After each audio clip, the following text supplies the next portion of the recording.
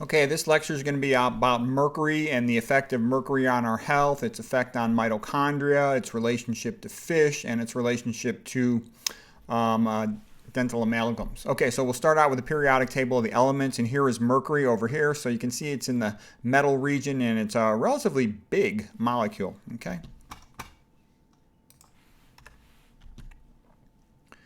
Now, the book to read about mercury is right here. It's called Mercury, Diagnosis Mercury. It's by Jane Hightower. She's an internal medicine doctor in the San Francisco Bay Area where a lot of people eat fish. And she had a lot of patients who were basically yuppies. And these are highly educated persons trying to be healthy. They heard fish is good for you. And, never trust a magazine or a newspaper article about nutrition. It's always wrong, 100% of the time. The average, person walking on the street thinks fish is good for you. The more fish you eat, the more mercury you get in your brain and the more problems you have. Especially the bigger fish, it's higher in the food chain, so it bioaccumulates the mercury. But basically, it's a problem that's not going to go away. All these industrial plants, including coal-burning electric plants, mining operations, chloralkali plants, they're dumping mercury into the water, so then it gets into the fish. And they're always dumping more every year. It doesn't go away that fast, so it keeps accumulating. So it's only going to get worse. And it was bad in the 1990s. You can imagine how bad it is now. So my advice, never eat fish. Ever. Never. That's okay. Let's see what else. The patients would have brain fog, cognitive impairments, musculoskeletal motor problems, fatigue, kidney damage, and even death. Okay, there's been big exposures with death, but more often than not, it's a chronic exposure.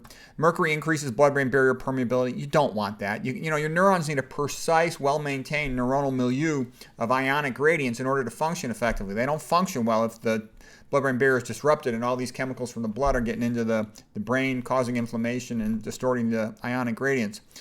It also causes glutamate-mediated excitotoxicity. Now, that's a big problem. Like I've said, the major things causing brain damage are lack of oxygen and blood supply to the brain, and then the next thing is this excitotoxicity, and mercury contributes to that. An unusual mechanism, it decreases the glutamate uptake in the astrocyte. So the astrocyte, you have two neurons interacting with each other. That is a synapse. And then you'll have one grabbed on between them. That's called an astrocyte. And it's a tripartite synapse because the astrocyte takes up the glucose. It's involved in, you could call it a recycling process to help the neuron. It's like the mama of the neurons to help them out because the neurons got so much work to do sending messages. And the point is when glucose can't take that glutamate outside, away from the synaptic cleft between these two neurons, the glutamate will accumulate to high amounts and it'll overstimulate the postsynaptic neuron. And that will drive up cytoplasm calcium, causing excessive metabolic processes in the postsynaptic neuron, and when they are quite excessive, they can cause that neuron to die. That's called excitotoxicity. And that leads to disruption of calcium metabolism. We're going to show how it inhibits the electron transport chain in the mitochondria as well. So it's mitochondrial toxic. That's bad. It's excitotoxic. Bad. Disrupts blood-brain barrier. Bad. It's all bad. There's nothing good about mercury. Hippocampus is especially vulnerable. The hippocampus is our memory center. So mercury causes brain damage. And you really want to avoid it as best you can. So this lady, Dr. Hightower, she had this yuppie patient with brain fog and related problems. And no one could diagnose it for a long time, but she just figured she'd check a blood level. And all of a sudden, she diagnosed this patient with high mercury levels, and then she got one after another. And what she found was she had hundreds of patients that had high mercury levels and symptoms were toxic. And so the point is, how come none of the other doctors at her hospital had patients with mercury problems? Because they weren't testing, or they were testing the wrong thing. They were quite often testing the urine. But there's two main types of mercury. There's what is called organic mercury, and organic just means with carbon, so attached to carbon. Organic mercury attached to carbon, most commonly methyl mercury, I'm going to abbreviate that MM, and almost all of the mercury in the fish was methyl mercury. But methyl mercury, you'll catch it on a blood test or a hair test. You won't catch it on a urine test, so other doctors weren't testing at all, or they were testing urine, so they never found it, even though it was super common. Inorganic mercury means not attached to a carbon. Just like, the class in college, organic chemistry means the chemistry of carbon. Okay, so the standard urine heavy metal screen does not detect inorganic mercury. Organic mercury like I said, excreted in the hair, in the breast milk as well, and in the stool. It's a lot of it gets into the waterways from all these coal-burning electric plants and these other industries too. We'll talk more about that in a little bit.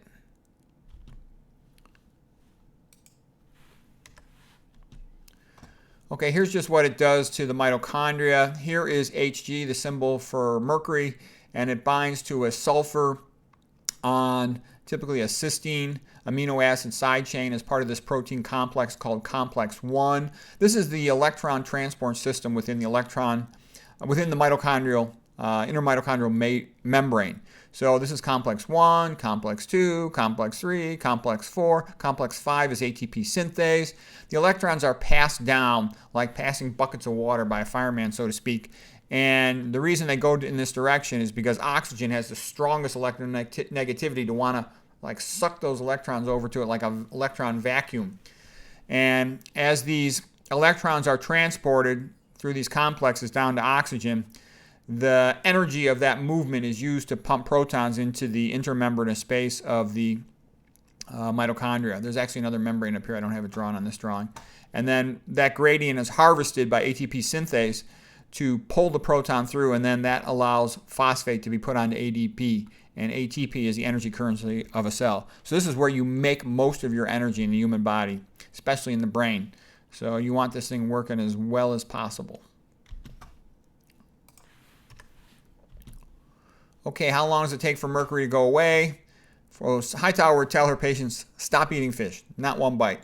And then it would usually take several months before they saw significant improvement. Half-life is the amount of time for half of the material to be removed from the body. So mercury half-life in the human body is about 2 months. So after 2 months, that means about 50% is gone. And then you just repeat the same thing. The remaining amount, you'll have about 75% gone in 4 months. And to get it all gone, as much as possible, it's going to take about a year. So the patients did improve, though. She said most of her patients had a good recovery from their sort of vague neurologic brain fog type symptoms. That might not, once you destroy brain tissue, you might never get it back. But if you just have dysfunctional rather than non-functional, that might come back. There's some talk about selenium potentially being helpful. Some papers say it's not. Other ones say it is. There's some selenoenzymes enzymes that are inhibited by mercury, like thioredoxin reductase, and there's other selenoenzymes enzymes. So potentially it's beneficial. I just get that from eating plant foods. Some people in particular like Brazil nuts for high amounts of selenium, but you can get it from other foods. Okay. Oh, she also noticed her patients eating a lot of fish, they did not have a cardioprotective benefit from eating fish. So that's another amusing thing. People think fish is healthy. It's not. It's got a lot of saturated fat. It's got a lot of PCBs. It's got a lot of other chemicals and estrogenics. When I say, don't eat any fish, I'm trying to help people. I'm recommending the same thing as McDougall and Esselstyn. You want people to get better. Esselstyn's patients get better. All these everything in moderation, a little bit won't hurt. I don't see those patients doing well. And I know lots of them. I know lots of fat doctors who are not getting better. They don't want to change their dietary habits. Okay, some more insights. Now, there's a different book. This is also a good book. This one's called Unsafe at Any Meal. The author's name is Dr. Renee Joy Dufault. And she's a scientist working on food contamination. And she actually retired from her job so she could devote the rest of her life to helping people learn about these things. So I was surprised. I read the book, and first thing I figured, it's going to be another stupid book. I'll just give it a chance, though, and it was good. Okay, so her book, Unsafe at Any Meal. What she said is there's companies that use mercury-containing chemicals to make processed foods. These chloralkali chemicals typically have mercury in them, and what she's saying is it routinely gets into processed foods. So what she's saying is that there's significantly more mercury in processed foods than people realize. And she gives a statistic that in the year 2000, the companies that make these chloralkali chemicals would report that they lost 65 tons of mercury. How do you lose 65 tons of mercury? The way you lose 65 tons of mercury is it keeps getting into the foods you're making as a contaminant. And for example, Dr. Dufault found out that the mercury cell with sodium hydroxide that's used to make high fructose corn syrup was contaminating the high fructose corn syrup. And I'll tell you a story. This was back in the 1990s. I have a friend who's a molecular biologist, PhD, and he told me that he had another friend who published a paper about the mercury contamination of high fructose corn syrup, and that guy was fired from his university. So, you read something about, 1600s, 1700s, people for being fired for not having an opinion that agreed with the king or the pope or something. You think, oh, that's bad. It's nothing compared to what happens nowadays. There is incredible pressure on scientists not to say negative things about commercially profitable products. Okay, in 2004, the average American was eating 36 pounds of high fructose corn syrup per year. And who knows how much mercury was in that. All right, according to Dr. Dufault, the mercury is not only just a contaminant for making the high fructose corn syrup, but it was actually considered a positive thing by a lot of the food companies in the sense that it's a preservative. Mercury prevents mold from growing. It's bacteriostatic, fungi-static. So it would increase the shelf life on the food. So who would have thought a benefit of mercury in food? And a lot of those foods, they're crap. They're not real. If you see them, that the expiration label's like a year away. No real food lasts on a shelf for a year. And I've seen lectures on food where they show this lady gave some lecture on processed food, and she showed a slice of cheese that she kept it for over a year, and there was no mold or anything would grow on it. They should check it for mercury. Okay, food dyes have allowable levels of mercury contamination, so they expect them to have some mercury. Blue number 2, yellow number 5, yellow number 6, according to the book by Dufault. I put the page numbers on there. If you want to look them up, you'll find it. It's a pretty good book for that sort of thing. What else? Other food colorations, they also will have allowable levels of arsenic and lead. Processed food is full of so much junk. I recommend don't eat it at all. Not one bite. On a social event, a few times a year, you have to go out or hot date and you have to, impress her the first time. You might have to fake it till you make it, so to speak. Fine. But habitually on a daily basis, no, never eat this terrible stuff. Many vegetable oils are processed with chloralkali chemicals, sodium hydroxide, for example, and therefore they contain mercury residues too. So that's another funny one. So according to Dr. Dufault, expert on foodstuffs and food contaminants, she says that most of the oils that people use for cooking, including olive oil, she said, are at moderate risk for mercury contamination because of the way they're made. So look at these oils. They got significant potential risk of mercury in them. Then they've got lipid peroxidation just from how they're made. Then from being cooked, even worse than that. They're terrible things. You shouldn't be eating them at all.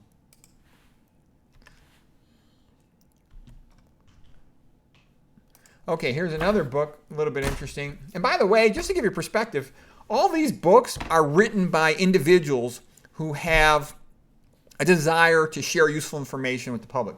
And I'm just going to give you a little perspective. When I read these books written by the so-called scientists, they suck. Most of these books. I'm just going to show you. Here's 1, 2, 3, 4 books I've read.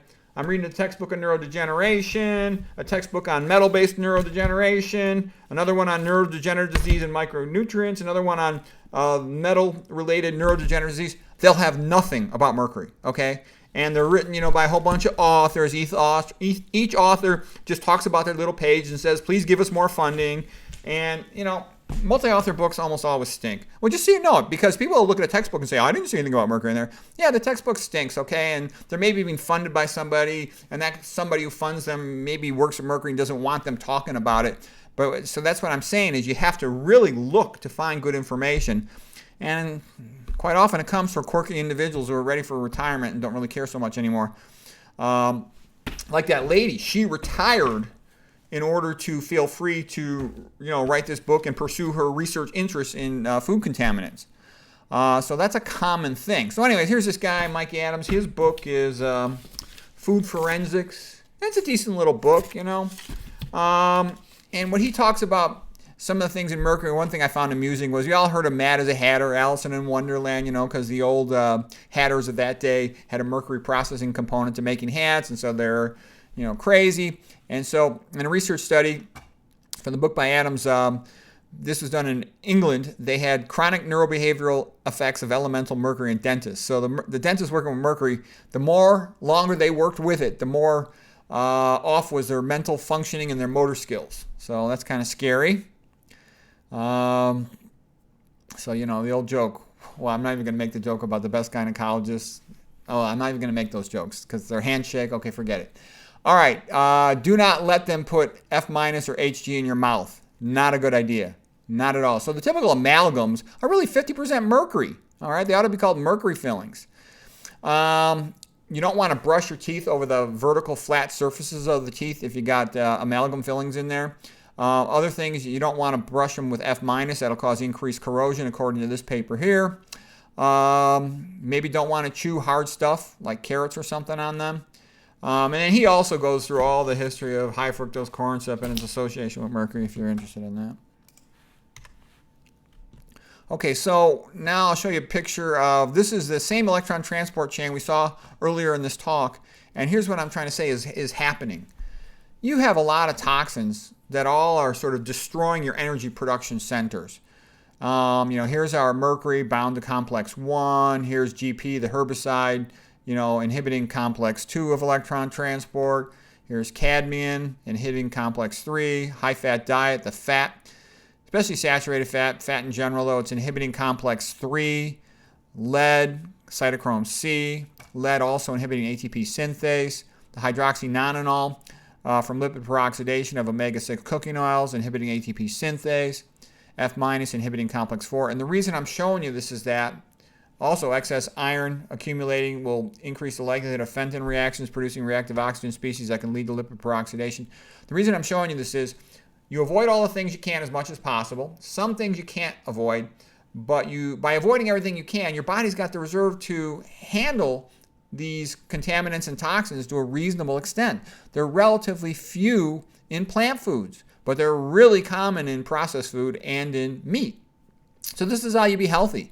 There's always going to be something kind of knocking you down a little bit and making you age, but by doing what's good, you minimize all this. But at the same time, this is why those people who say everything in moderation, or I'm, you know, a flexitarian, I eat a little meat sometimes, a little fish sometimes, a little dairy sometimes, they don't do well. You know, they might do a little bit better than a 100% sad diet, you know, sort of pathetic, ignorant person, but they don't do very well. I know a lot of doctors who are on this sort of 50-50 path. Well, I try to eat healthy when I can.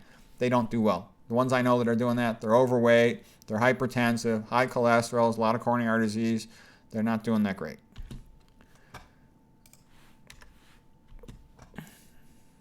Okay, sources of mercury. Number 1, do not eat fish. Don't even take one bite. Like I said, the mercury levels are just going up and up. They're never going to go down. The companies are going to keep polluting the airways. They're going to keep, it's not going to go away. So it's not going to get better. Forget about it getting better. Just avoid the fish. It's pretty easy to do. And, you know, fish is not good for you. I don't think fish is good for you in any way. I don't think there's any fish you should eat. The worst ones are the bigger ones higher in the food chain. They're all bad. And it's good to have these things, like I said, no fish, not one bite. No meat, not one bite. No oil, not one drop. When you think like that, you make progress. You succeed. And it's good to have clear-cut, distinct things because you want to get better. Most people are not healthy. Most people are not doing well. You don't want to be like the crowd. And because, like I said, too, the typical person who doesn't know anything, they eat fish, and then they'll have MSG with the meal, another glutamate stimulant, caffeine, another glutamate stimulant, alcohol, a neurotoxin, sodium, a vasoconstrictor, fat, I called it a hypoxant. I made up that word right there, just decreasing oxygen in the tissue. So you can see their poor brains are really screwed. Their metabolic rate is ramped up. Their energy production is inhibited by toxins. Their energy production Their oxygen supply is diminished by the glucose and the fat, so it's very hard for those neurons to survive and those people to maintain their cognitive function, you know, even into their 60s. Well, I know a lot of people with impaired cognition in their 50s. You got Okinawans, 105, eating plant foods. Everything's fine, okay? You got all these fat, sick Americans in their 50s, cognitively impaired, slowed down, fat, hypertensive, and diabetic.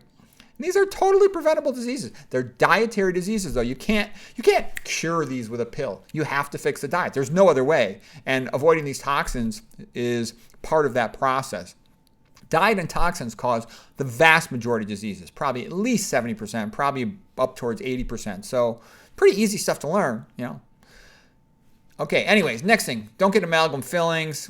They're not good. The American Dental Association will say they're okay, but that's BS. They have to hold to that position because they don't want to get sued, but it's pretty obvious they're not good. It's been proven that inorganic mercury vapor comes off of those teeth, And, you know, what else could you do? By doing everything else healthy, you can minimize the effects of them. We talked about don't brush with F- on the vertical surfaces.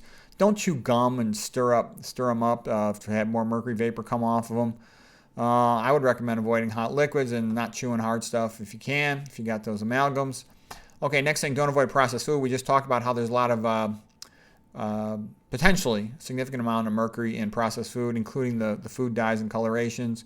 Try not to live near a coal-burning electric plants. In some other video, I told you the story of a nice family moved into one of those areas. They thought they were getting a great deal on the property right next to a coal-burning electric plant, and they all ended up with health problems. It was very sad. Not all of them, but some of them did, and it was sad. Very sad. Some of them died. Okay. All right. Try to avoid fluorescent lights because they're mercury-based. Don't even buy them. Don't have that stuff in your house. Don't be a chump. Okay, homeopathic remedies and herbs. Be careful what you're buying, where you're buying it from, that it's not contaminated with mercury.